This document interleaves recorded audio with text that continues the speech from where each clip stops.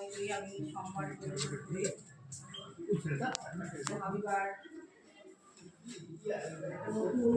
Promotion বা promotion ঠিক নয়, ও একটা আরো উচ্চ পদে আরো উচ্চ জায়গায় যাচ্ছে এবং সেই জন্য আমার অভিনন্দন ওর প্রতি আর আমার আশীর্বাদও। তো হাবিবা আমরা যখন জয়েন করি তখন হাবিবা ক্লাস 8-এ পড়তিস না? 8-এ পড়তো, হ্যাঁ 8-এ পড়তো।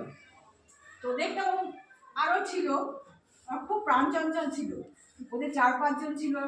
ও দেখতাম বেশ খুব মানে হাসিখুশি জলি, তারপরে এমনি খুব স্টুডিয়াস ছিল, খুব ভালো পড়াশোনা করতো। ওর প্রতি আমাদের একটু নজর ছিল অন্যরকম। হ্যাঁ, তো এইভাবে দেখতাম, ভালো লাগতো। সবাই যারা মেধাযুক্ত ছাত্রছাত্রী যাদের প্রতি তো শিক্ষক শিক্ষিকাদের একটা নজর থাকে, সেরকম আমাদেরও ছিল। আমরাও ওকে পড়িয়েছি, পড়ে সন্তুষ্টিও মানে বোধ করেছি। তো যাই হোক, ও আজকে একটা অনেক উচ্চ জায়গায় যাচ্ছে, আমরাও গর্বিত শিক্ষক শিক্ষিকা হিসাবে। তো ও একটা বলতে পারি যে পরিশ্রম যে একটা মানুষকে কতখানি এগিয়ে নিতে পারে, হাবিবা তার একটা বড় জ্বলন্ত প্রমাণ। আমি দেখেছি যখন ও স্কুলে জয়েন করলো, আমার তো খুবই আনন্দ হচ্ছিল যে আমাদের ছাত্রী জয়েন করেছে, আমাদেরই সহশিক্ষিকা হিসাবে, আমাদেরই সহকর্মী হিসাবে। কিন্তু দেখতাম ও সবসময় পড়াশোনার মধ্যে থাকতো। হ্যাঁ, ওর পড়াশোনার ঘাটতি কোনোদিনও হয়নি। আমরা বলতাম বাপরে, এত সময় পাই কী করে, আর এত ওদের এনার্জি কী করে আসে। হ্যাঁ, অনেক প্রতিকূল পরিস্থিতির মধ্যে কিন্তু ও নিজেকে এগিয়ে নিয়ে গেছে। ও যখন করছিল, গবেষণা করছিল বাংলাদেশে বাচ্চা মেয়েকে নিয়ে, আমরা সবসময় ওর কথা আমি বলেছি, সবাইকে বলতাম কথা যে একটা মানুষ যে সাফল্য পেতে পারে, যে কঠোর পরিশ্রম দিয়ে মানুষকে সাফল্য এনে নিতে পারে, তো ও একটা আমার সত্যি আমি সেদিক দিয়ে খুব গর্বিত। আর আমি ওকে পড়াতে পেরেছি বলে আমিও ও আরও উচ্চ পদে যাক, আরও ভালোভাবে থাকুক, ওর ভবিষ্যৎ যাতে আরও ভালোভাবে কাটাতে পারে, এই আশীর্বাদ করি এবং ঈশ্বরের কাছে সেটাই কামনা করি। তুমি ভালো থাকো, আরও উচ্চ পদে যাবে।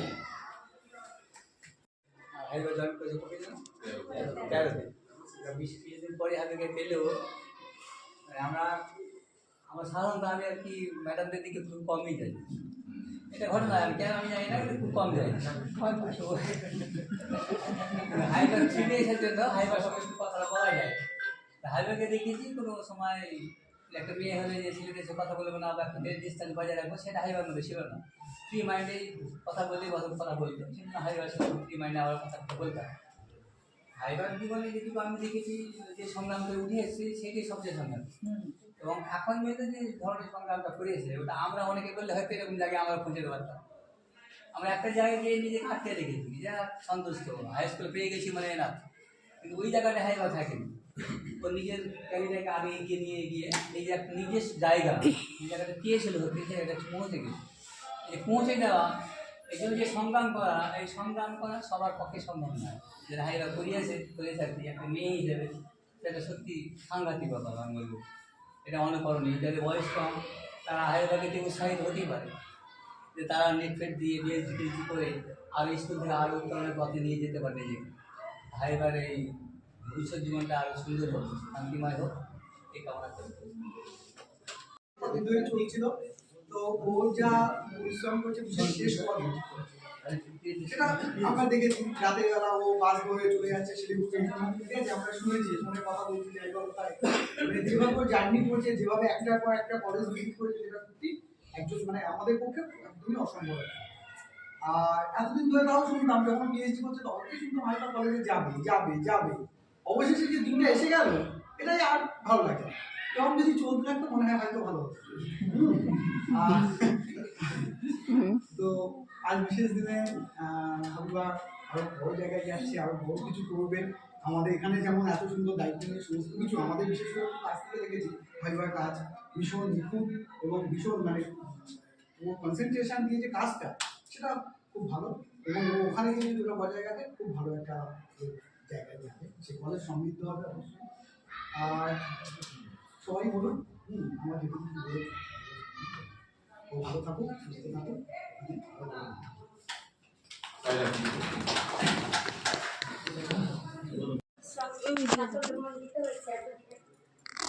11 বছর ওর সঙ্গে আমি কাটিয়েছি।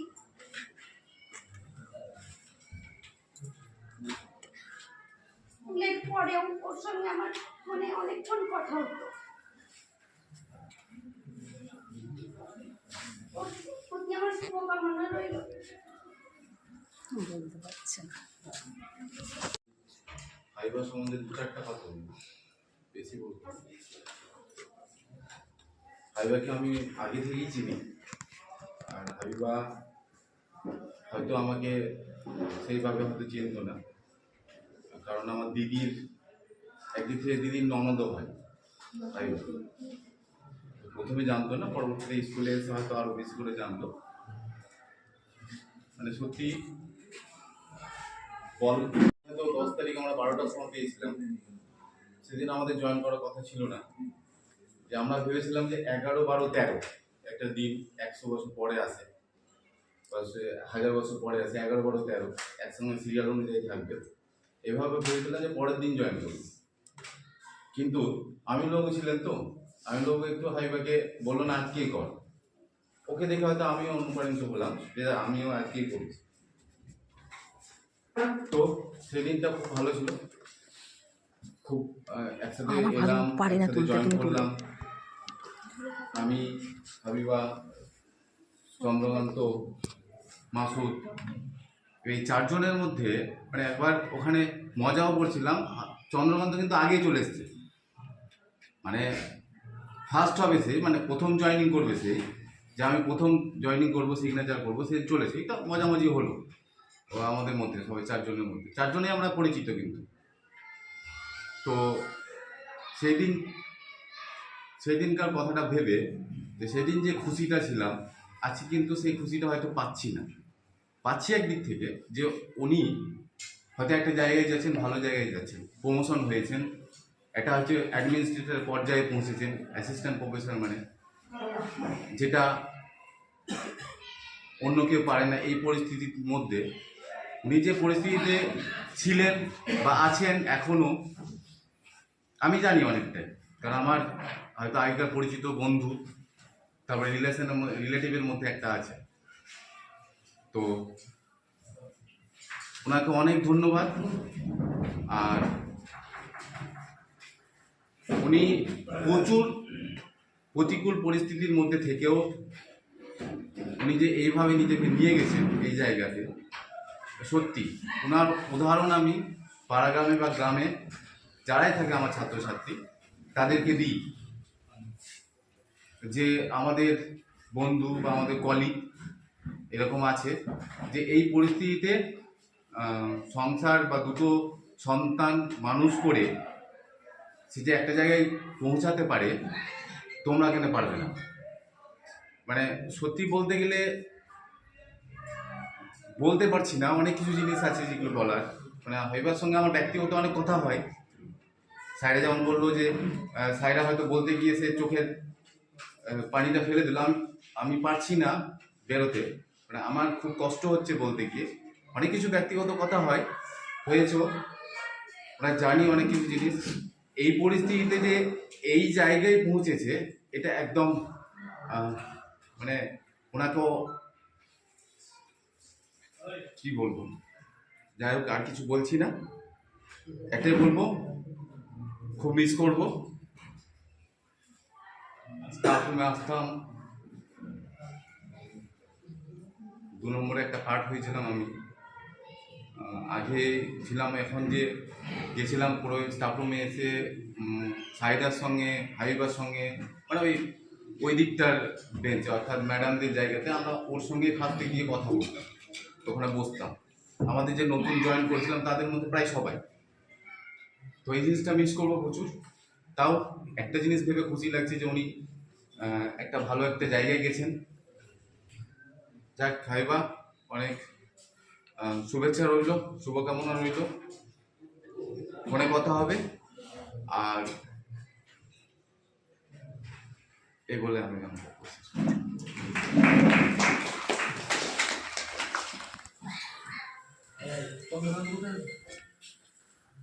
চন্দ্রকান্ত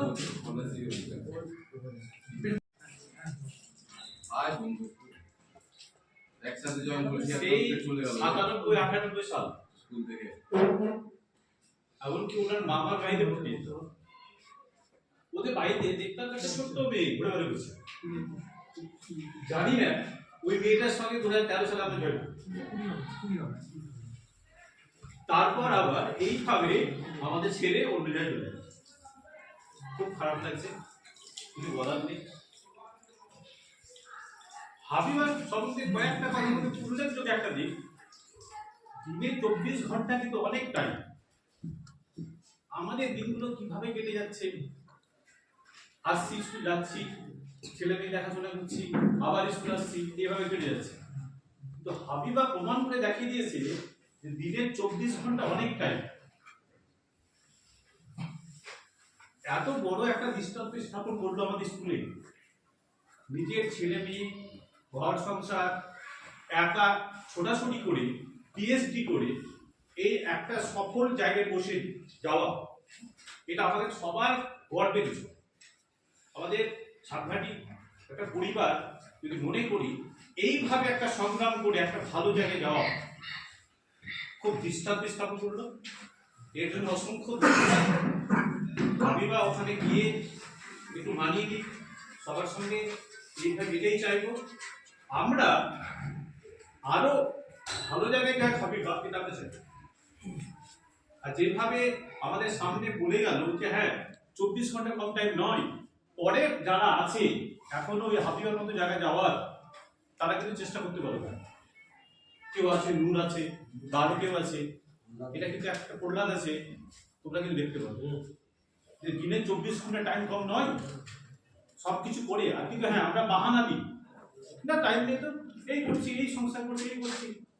কিন্তু দেখতে হবে, এটা আমাদের কাছে জানতে হবে যে না হাবিবা কিভাবে কাজে লাগাবে। যাক, অনেক কিছু বলার ছিল, বলতে পারছি।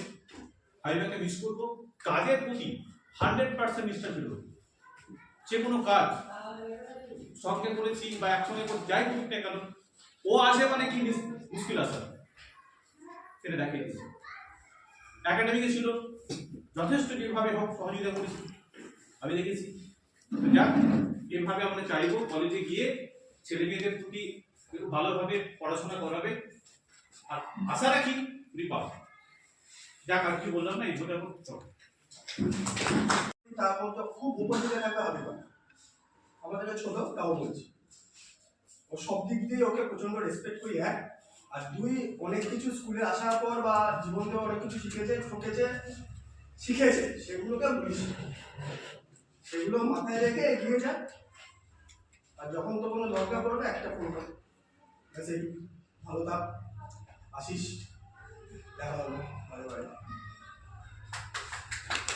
ভালো এই যে মৌসুমী, মমতাদি, বেরোজি ম্যাডাম, চন্দ্রদা লাস্ট ফোন করতে দেবে। বেরোজি ম্যাডাম আর নন্দিতাদি, আরো আছে অনন্ত, ক্লাসমেট তো, ক্লাসমেট অনন্ত, বড় কিছু অনন্ত। ছোট্ট একটা কথা হচ্ছে যে তার মধ্যে যেটা আমি দেখেছি ক্রিয়েটিভিটি, ওটা সৃজনশীলতার মানে যে কোনো প্রোগ্রাম বা কোনো কিছু কাজ ওনার মাথার মধ্যে কিন্তু ভাবনা চিন্তা আসে, এবং বলতে যেটা করা যাক ওটা করবো। তো যাক, যদি ভালো জায়গায় যাবেন, মাঝে মধ্যে এখানে যেহেতু লোকাল স্কুল আসবে। আর একটা জিনিস হচ্ছে আমাদের মধ্যে এখানকার মতো পরিবেশ তো হয়তো ওখানে পাবে না, প্রথম একটু মানিয়ে গুছিয়ে দিতে অসুবিধা হবে ওনার, তবে পারবেন। কারণ একটু আগে যেটা বললাম যে সৃজনশীলতা ওনার মধ্যে আছে। ভালো থাকুন, মাঝে মধ্যে আসবেন।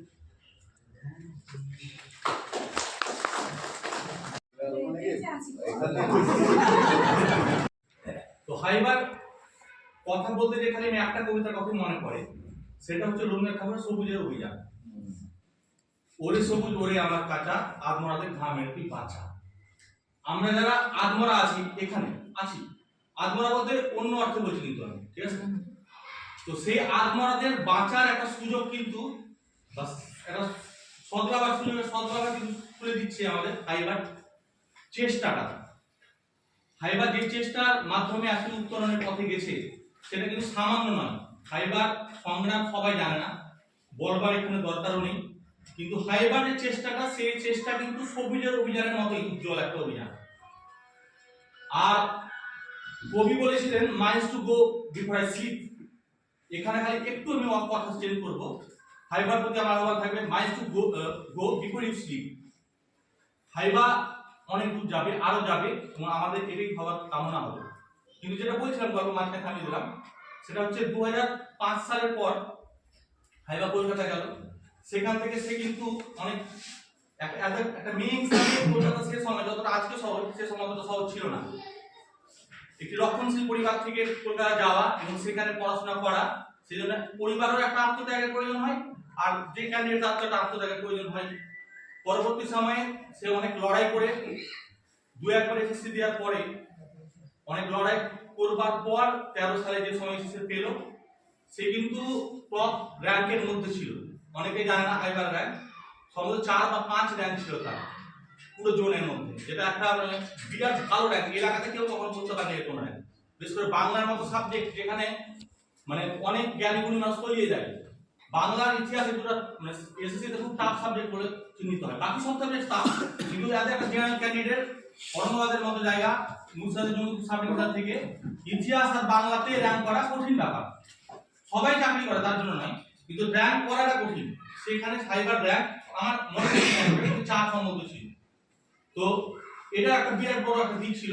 প্রথম থেকে হাইবার প্রতি আমার শ্রদ্ধা ছিল। যখন আমি স্কুলে পড়তাম তখনই দেখেছি হাইবাকে আফতাবুদ্দিন স্যারের ব্যাচে, সেখানে সে যে প্রচেষ্টা নিয়ে পড়াশোনা করেছে। আর আমার প্রথম দিনের ঘটনাটা পুরো মনে আছে, এখন বলছি না, আমি অত কিছু বলার সময় নেই। না না না, শুনতে চাই। হাইবার রুমাল পড়ে গেছিল, রুমাল পড়ে গেছিল। সে এক সাইডে ছিল, এদিকে বোর্ড ছিল, আর আমি ছিলাম এই সাইডে। কে কার রুমাল বললো রে, ছাপড়ি স্কুলের ভালো মেয়ে তার রুমাল পড়ে। তো যাই হোক, হাইবার সমস্ত রুমালটা তুলে নিল একটা শেষ হলো, পরে হয়তো তুলেছিল। হ্যাঁ, একটা কথা বলে রাখি যে আব্দুল বাবু আমাদের এলাকার সনাতন ইংলিশ স্যার, এবং আমরা সবাই তার ছাত্র। তো সেখানে আমরা পড়াশোনা করি। শামসুদ্দিন বাবু ওনার ভাই, ঠিক আছে, দাদা। হ্যাঁ, ওনার দাদা হচ্ছে আব্দুল বাবু। তো যাই হোক, তার মধ্যে দিয়ে আজকে হাইবা। তারপরেও আমি আরেকটা কথা মনে পড়ে, যখন আমরা জয়েন করলাম হাইবাকে কিন্তু আমি দেখেছি ওখানে বসে সিএসসি বই হাঁটতো, রেগুলার ফরেস্ট সার্ভিস কমিশনের বই। প্রথম থেকে ওর চেষ্টাটা, সেই সময় তো সমস্যা ছিল না, ওই সময় বাচ্চা ছিল ছোট্ট।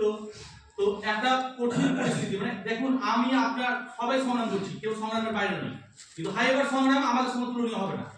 আমরা প্রত্যেকে সংগ্রাম করছি, কিন্তু হাইবার কাছে আমাদের মানে সংগ্রামে আমরা 10 ভাগে 1 ভাগ হবো না। প্র্যাকটিক্যাল বলছি এটা, হয়তো বাড়িয়ে বলছি কেউ মনে করবেন, কিন্তু প্র্যাকটিক্যাল বলছি এটা। তো হাইবার এই চেষ্টা এবং মানে প্রচেষ্টাকে আমি সুনিশ জানাই, এই কথাটাই বলি। ধন্যবাদ।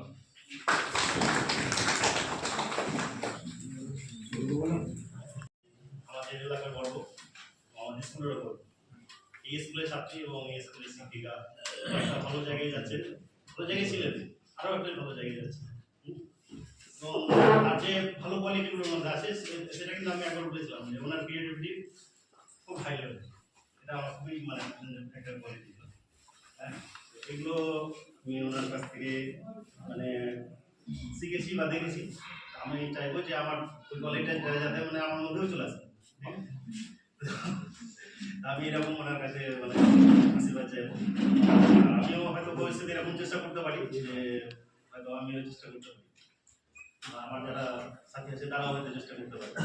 হ্যাঁ, এটুকু বলবো, সেগুলো আমার বক্তব্য শেষ করছি। 96 সালে অ্যাডমিশন হয়ে একসঙ্গে দিয়েছিলাম। আমার ছিল 56/96। আমার ছিল 1/96।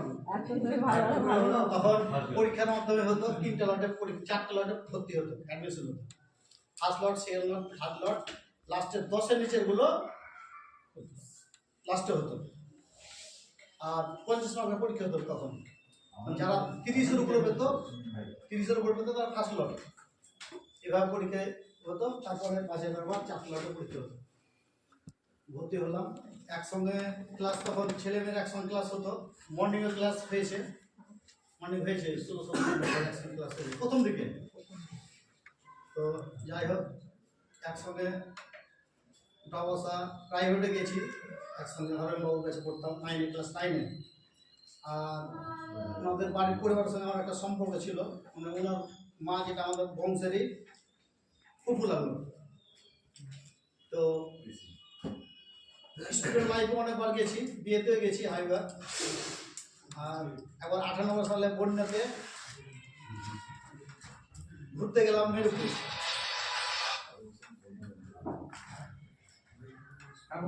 দিয়ে একসঙ্গে ও গেছিল, ঘুরতে গেছিল, একসঙ্গে দেখা যাবো বন্ধুরা 5 জন ঘুরতে গেলাম। ঘুরতে গিয়ে দেখা হলো হাইবার সঙ্গে, তুই কি করতে আলি? বলছি তুই কি করতে আলি? একই করতে যেখানে আমি সেখানে।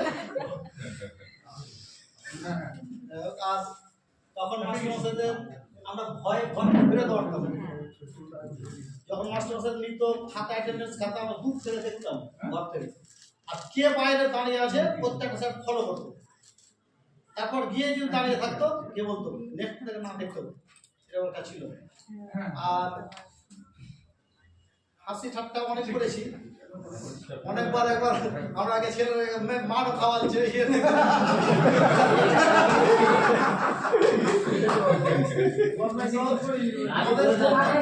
আমাদের বন্ধুর মধ্যে আমি ছিলাম সব দিক থেকে আমি অলরাউন্ডার, যে কোনো দিক থেকে। খেলাধুলা খেলতাম, 5 এ পড়ছি, 7 এ খেলা, 7 এ পড়ছি, 9 এ খেলা। তো ওই সময় চিরঞ্জিত স্যার ছিল নাকি? হ্যাঁ, চিরঞ্জিত আমাদের পরে আছে। ইংলিশ স্যার ছিল না, দেবাশিস। রাবানা। আমার ক্লাস করছি কত নম্বর করে? 17 নম্বর করে। কমান্ড রুম থেকে হাইওয়ালা অন্তরা যা ছিল বান্ধবীগুলো সব দেখছে, আমরা ঘরের মধ্যে হইচই করছি। কিন্তু পার্সোনাল হাইওয়ে যে বলছে স্যার স্যার স্যার দেখেন স্যার ওরা কি করছে, কিন্তু আমাকে আর দেখতে হয় না। আমি সাধু শাস্ত্র মতো বসে দেখা গেলাম, 4 জনকে দেখেছে। দিয়ে দাঁড় করে এই দাঁড়া, কে কে চিনি তোরা দাঁড়া, আর 4 জনকে চিনতে পেরেছে। আমি সেখানে আমাকে চিনতে পারিনি স্যার। আর এমনি আর তো মনিটর সিস্টেম ছিল। এবার সুধা ম্যাডাম ক্লাসে আছে, একসঙ্গে ক্লাসে আছে। তাহলে শেষ পিরিয়ডের সময় যা হয়, কোনো অনুষ্ঠান থাকে, সব ছুটি হবে। আইওরা আছে 10 নম্বর ঘরে, সপ্তম পিরিয়ডে, আর 10 নম্বর ঘরে।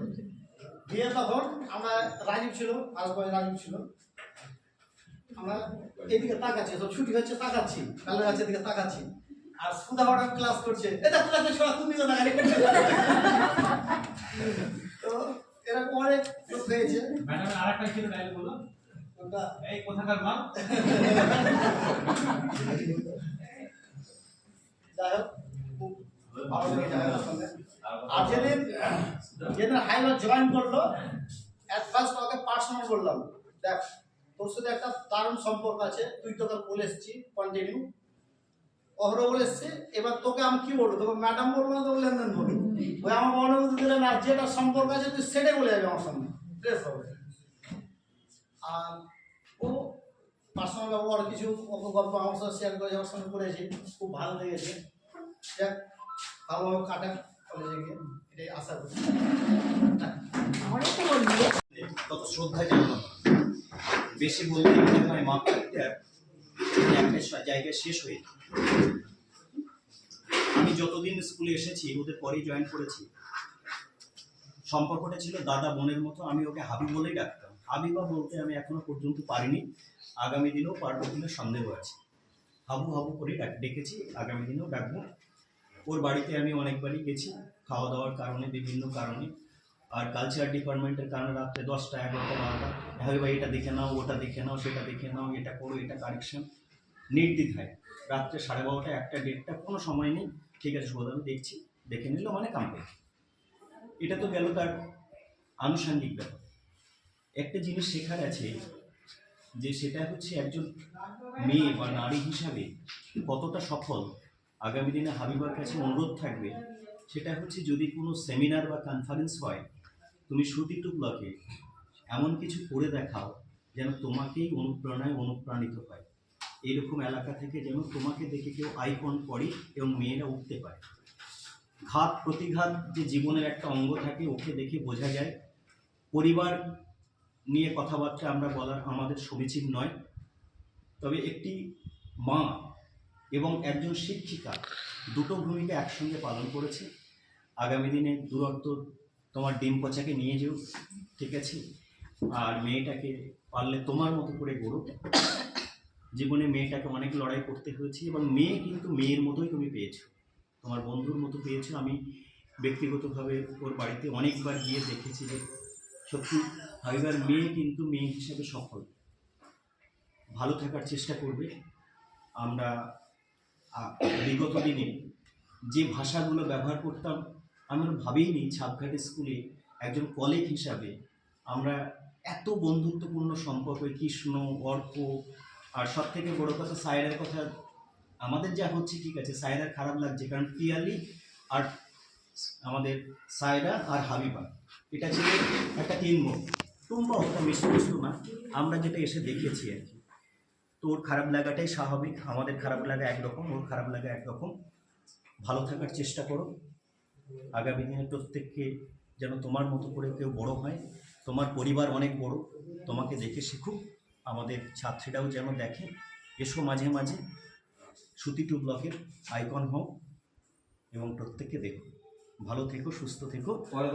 শুধুমাত্র কলেজে চাকরি করো না, ভালো ভালো আগামী দিনে অনেকগুলো চেয়ার আছে, সেইখানে যাও, হেড ডিপ্ট হওয়ার চেষ্টা করো। লেকচারার থেকে শেষ যে জায়গা তোমাদের আছে সেখানে এখন অনেক সময় আছে, সেইখানে তুমি পৌঁছাবেই। শুভকামনা থাকবে, ভালো থাকো, সুস্থ থেকো।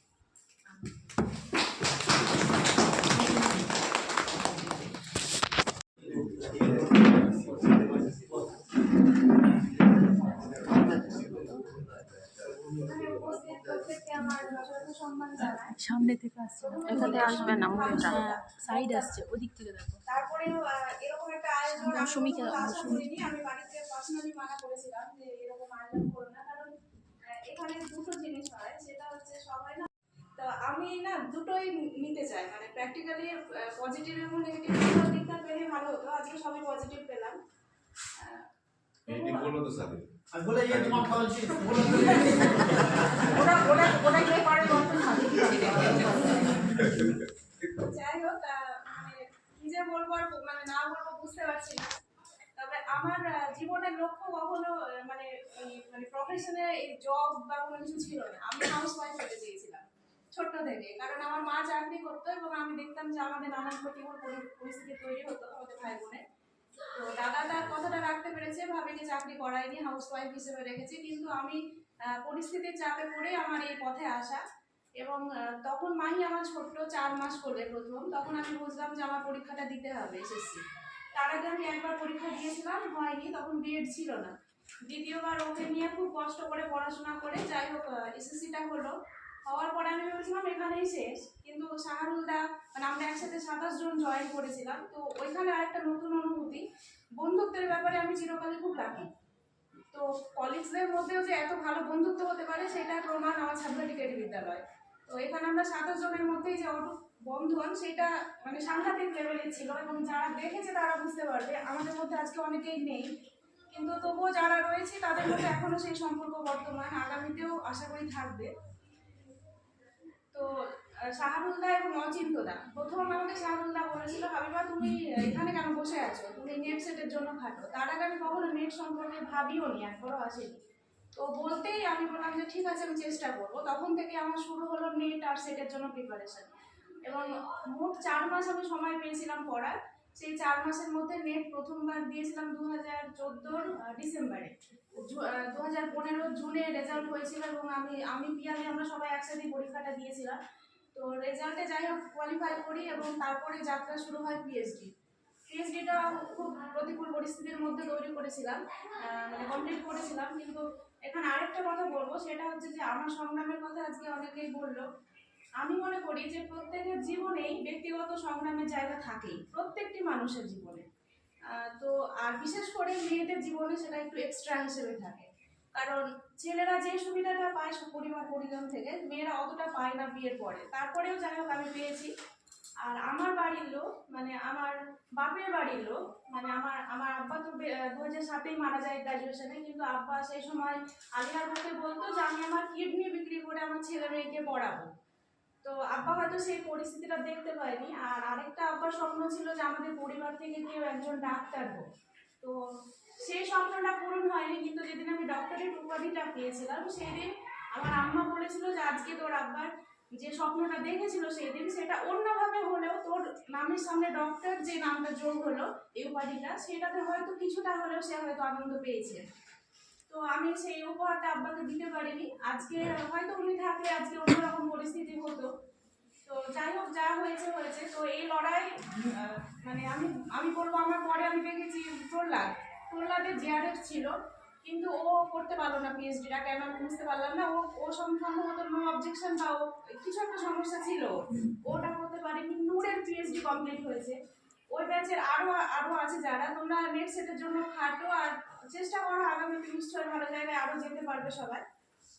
আর মানে এখন যা পরিস্থিতি, এইবার হয়তো সিএসসি তে না হলে, আমি এই নিয়ে 2বার পরীক্ষা দিলাম সিএসসি ভাইবা, তাতে এবার না হলে আগামীতে হবে কিনা খুব মানে একটা অস্বাভাবিক ব্যাপার ছিল। কারণ যে ওবিসি মামলা চলছে, আমারটাও খুব কৃষ্ণ বললো না কিছুক্ষণ আগে যে আমরা শুনে আসছি যে হাবিবা কলেজে যাবে যাবে যাবে, তো একটা প্রেস্টিজ তো ইস্যু করছিলই আমার মধ্যেও যে হচ্ছে না কেন, এবং প্যানেলে 10-এ র্যাঙ্ক আসার পরেও কেন হচ্ছে না, যেটা আগের বার 21 অব্দি চলে গেছে, সেখানে 10-এ নামছে না। এবার এর জন্য নানা কাঠখড় পোড়াতে হয়েছে। তো তার মধ্যেখানে আবার ওবিসি মামলা, তো আগামীতে ওবিসি মামলার রায় কি বেরোবে সেটা আমরা জানি না। তো কি হবে জানি না, ভবিষ্যৎ পুরোটাই অন্ধকার এই মুহূর্তে। তো আজকের যে পাওয়াটা, এই অ্যাচিভমেন্টটা একদিক থেকে গর্বের, আবার কষ্টেরও। মানে আমাকে ঝালকাঠি ছেড়ে যেতে হচ্ছে, এই পরিস্থিতিটা পরিবেশটা আমি অন্য জায়গায় পাবো কিনা কর্মজীবনে সেটা আমার জানা নেই, সেটাও একটা অন্ধকারের জায়গা। কিন্তু মানে এই জন্য একটা খারাপ লাগার জায়গা এখানে তৈরি হয়েছে। আর কি যে হচ্ছে আমার মধ্যে, সেই অনুভূতিটা এই মুহূর্তে ব্যক্ত করার মতো কারণ মানে নেই আমার কাছে। কারণ মিশ্র একটা অনুভূতি, ভালো লাগছে না খারাপ লাগছে বুঝতে পারছি না। তার মধ্যে নানান কাজকর্ম, প্রিপারেশন, বাড়ি যাওয়া, কাগজপত্র গুছা গেছে, নতুন একটা সংসার তৈরি করা, এসব নিয়ে নানান একটা মানে ঝামেলার মধ্যে রয়েছি। তো সবশেষে যেটা বলবো যে আমার মানে যে 11 বছর আমি এখানে কাটালাম কর্মজীবনে, সেই 11 বছরের মধ্যে আজকে আমার যারা মানে শ্রদ্ধেয় মানে শিক্ষক শিক্ষিকা রয়েছেন তাদেরকেও বলবো, এবং যারা পরবর্তীতে আমার সঙ্গে যোগদান করেছেন তাদেরকে বলবো যে চলার পথে মানুষের ভুল ত্রুটি হতেই পারে, আমারও হয়তো হয়েছে। তো কাউকে কোনো কথা বলেছি বা বাজে ব্যবহার করেছি কারোর সঙ্গে, তো আমার এই মুহূর্তে মনে নেই আমি কার সঙ্গে কি করেছি। তো আপনাদের কাছে একটুখানি রিকোয়েস্ট যে আমাকে আপনারা প্লিজ ক্ষমা করবেন, কারণ আমাদের ধর্মে একটা কথা বলে যে মৃত্যুর জন্য সবসময় প্রস্তুত থাকা উচিত। তো আমি মোটামুটি চেষ্টা করেছি প্রতিটা মুহূর্তে প্রস্তুত থাকতে, যে এই মুহূর্তে আমার যদি নিঃশ্বাসটা বের হয়ে যায় তাহলে যেন পরবর্তীতে কোনো হিসেব বাকি না থেকে যায়। তো আমি জানি না এখান থেকে যাওয়ার পরে আবার কখনো এসে আমি ক্ষমা চাইতে পারবো কিনা পার্সোনালি প্রত্যেকের কাছ থেকে। তো এই জন্য আমি বলবো যে আপনারা প্লিজ আমাকে ক্ষমা করে দিবেন, আর যোগাযোগ রাখবেন অবশ্যই আমার সাথে। তার কারণ প্রথম স্থায়ী যে একটা জায়গা মানে কাজের, সেইটা আমার এইটা। এর আগে আমি ডিএন কলেজে 2 বছর গেস্ট হিসেবে পড়িয়েছি, কিন্তু সেটা পার্মানেন্ট ছিল না। তারপরে আমি এখানে পার্মানেন্ট হিসেবে এসেছি। তো আমাকে আপনারা মানে যদি কোনো ভুল ত্রুটি থাকে তো ক্ষমা করবেন, আর আপনাদের আশীর্বাদ তো সবসময় আমার সাথে আছে, মানে আমি এটা আশা করছি। তো আপনারা সবাই ভালো থাকবেন, আর আমার জন্য একটু দোয়া করবেন।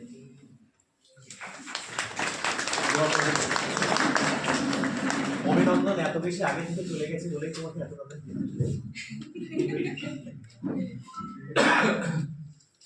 শুরু করে